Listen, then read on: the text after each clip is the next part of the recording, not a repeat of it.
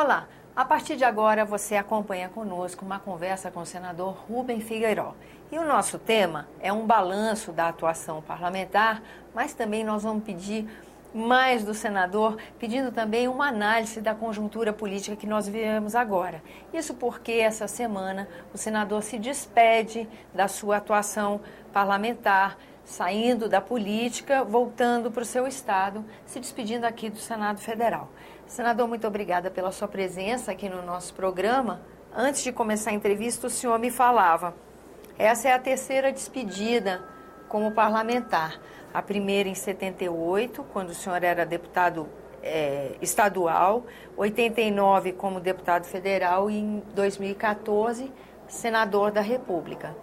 E eu perguntava, são três momentos muito diferentes da política, do cenário político brasileiro, né, senador? Sem dúvida. 78, nós vivíamos num momento de restrição às liberdades. Aquele sistema militar que restringia os direitos dos cidadãos. Foi um momento importante da minha vida, porque foi a minha estreia no parlamento, mesmo que seja no parlamento estadual. Depois veio a oportunidade de ser deputado federal, exerci-o por 3 mandatos. No último mandato tive a oportunidade de ser constituinte e tenho a minha participação gravada na Carta Magna da nossa República. A despedida, evidentemente, foi uma despedida que tinha uma justificativa, porque eu estava me preparando para ser candidato ao Senado e fui para o Tribunal de Contas. Lá fiquei 12 anos. Também foi uma despedida quando eu deixei aquela casa de contas. E agora, 2014, essa despedida eu considero definitiva. Na idade em que eu estou, eu não tenho, sinceramente, condições mais de pleitear nenhum cargo, sobretudo eletivo, né? Mas quero dizer que esse é o mais marcante deles, porque é a despedida mesmo. E levo dessas 3 experiências, dessas 3 despedidas, eu levo um sentimento do dever cumprido. Eu tive a oportunidade como deputado estadual, como deputado federal, depois na Corte de Contas e agora nesses 2 anos aqui no Senado da República, a oportunidade de exercer o meu direito de opinar, o meu direito de decidir, sempre levando em conta as aspirações maiores do povo do meu estado e também daqueles ideais que me animaram desde quando eu iniciei a minha experiência política, que já demanda muito tempo.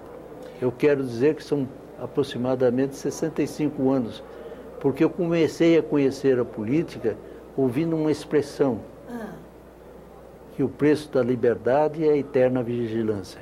Isso eu ouvi de um grande homem público naquela ocasião, que foi o brigadeiro Eduardo Gomes, em agosto de 1945. Nossa. E esses ideais eu os mantenho até hoje.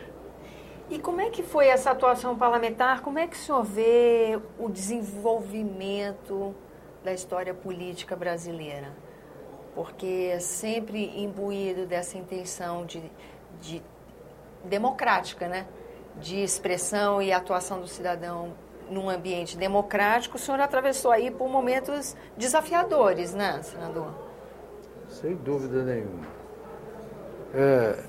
Eu, por exemplo, desde moço, já na universidade, eu vivi 1954, quando da morte do presidente Getúlio Vargas, onde havia uma convulsão muito grande que está se repetindo agora. Do Mar de Lama, que estava sob o palácio, naquela época, o Palácio do Catete. E agora, infelizmente, sob o Palácio do Planalto. Tem um paralelo aí, né? Então, mas aquele foi um impacto na minha vida. Depois, houve a renúncia de Jânio. Outra coisa forte. Que também impactou muito a opinião pública do nosso país.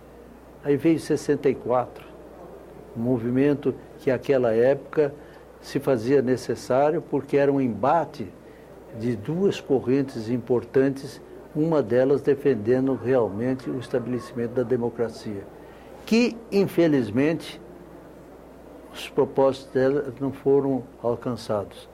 Veio um sistema militar rigoroso. Lembro-me perfeitamente que eu dissenti desse movimento quando a edição do Ato Institucional número 2, que extinguiu os partidos tradicionais. Eu acho que foi um erro muito grande do sistema militar naquela época. Que gera consequência até hoje, né, senador? A Gerou. gente vê... Hoje, infelizmente, nós não temos partidos solidificados. Pois é. Né? Embora tenhamos uma democracia consolidada, né? Embora vivamos hoje numa democracia que eu reputo consolidada, nos seus pilares básicos. Mas daí vieram outros movimentos, por exemplo, das diretas já, do qual eu participei ativamente, já era deputado federal, e participei dele ativamente. Eu me honro muito em dizer que eu sou o 6º signatário da emenda das diretas já de Dante de Oliveira. E tive uma frustração imensa em abril de 1985, quando a emenda foi derrotada, não é? Por uma decisão em que o Senado Federal falhou.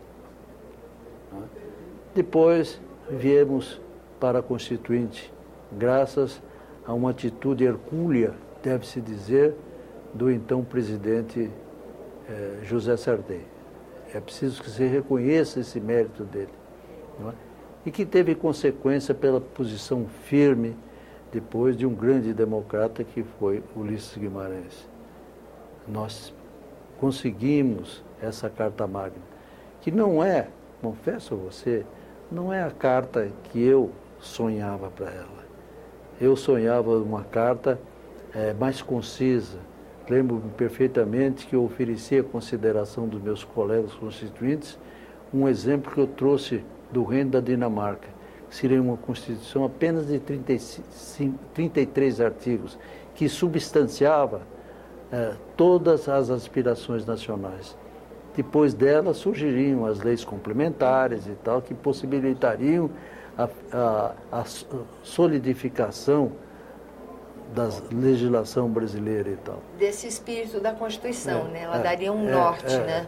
Bom, aí, evidentemente, que nós chegamos com os percalços que todos nós conhecemos, nós chegamos hoje ao ano de 2014, onde eu considero absolutamente consolidada esses pilares a que eu me referi. Não é? Hoje nós temos um povo soberano que tem consciência dos seus deveres, dos seus direitos e das suas obrigações. Não é? Foi um fato muito importante. E é nesse ambiente que eu vou deixar a minha vida parlamentar. E nesse ambiente o senhor atuou intensamente nos últimos 2 anos, quer dizer, um ambiente democrático, onde a expressão era possível, onde foi possível colocar as questões do seu Estado e questões de interesse nacional com toda a tranquilidade, né, senador? O que o senhor acha que fica de desafiador nesse ambiente que a gente vive agora? O senhor, com toda essa bagagem que o senhor tem, acompanhando tantos momentos de turbulência, inclusive do país? Olha, eu seria insincero se dissesse a você que eu estou preocupado, que eu não estou preocupado. Eu, quando olho nos seus olhos, e de todos aqui presentes, eu também vejo sinais de preocupação. Nós estamos vivendo um instante de muita turbulência com relação aos desmandos existentes. quer me parecer que falta segurança, pulso firme por parte da senhora Presidente da República. O nosso regime presidencialista, como tal, a responsabilidade maior é da primeira mandatária da nação. Se nós tivéssemos no regime que eu desejaria, que eu lutei por ele e lutarei sempre enquanto tiver condições de luta, que é o parlamentarismo, o que está acontecendo agora não ocorreria, porque o gabinete cairia e haveria uma renovação de valores. Haveria mais respeito aos princípios constitucionais, onde, em primeiro lugar, se teria respeito à ética, moral, à correção de passos desse país, o que não está ocorrendo. Então já fica para o nosso telespectador, para quem nos acompanha, um motivo de reflexão, né? Sem dúvida nenhuma. O povo brasileiro precisa se atentar bem. Aliás, já o está fazendo. O resultado das eleições de outubro demonstra isso.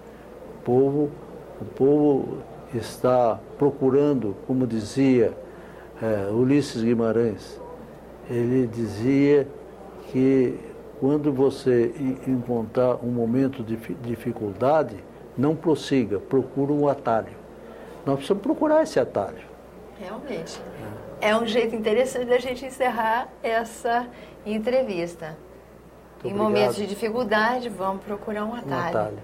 Tá certo, senador. Eu agradeço sua atenção, sua presença no nosso programa constante, a sua presteza em prestar esclarecimentos, trazer informações aqui para a gente do Argumento.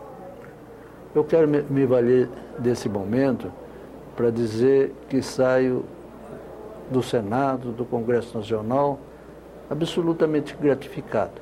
Que bom. Porque eu recebi aqui as considerações, mesmo homenagens dos meus pares, a gentileza dos servidores, sobretudo aqui do Senado. Ele deve de todos mesmo, dos mais humildes servidores desta casa, aos que ocupam cargos de destaque como o de você, né? Eu devo uma imagem perene, como eu afirmei há pouco tempo. Eu acho que construir aqui, como diziam os latinos, construir um monumento tão perene como o bronze, que se fundamenta, sobretudo, na admiração, na amizade, do respeito que eu ofereci e recebi abundantemente de vocês. Muito obrigado a todos. Nós é que agradecemos e, em nome da equipe e dos funcionários da casa, eu tomo a liberdade de agradecer as suas tão bonitas palavras, senador. Muito obrigada pela sua presença. Eu recebo com abertura de coração. Nós também, igualmente.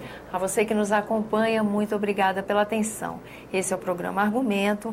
Eu sou Tânia Horman e você é nosso eterno convidado para fazer sugestões ou críticas à programação da TV Senado. E para isso, ligue 0800 61 2211, ligação gratuita. E se quiser rever esse ou outro dos nossos programas, senado.leg.br/TV, por onde você acessa também os canais de YouTube do Senado Federal. Até a próxima.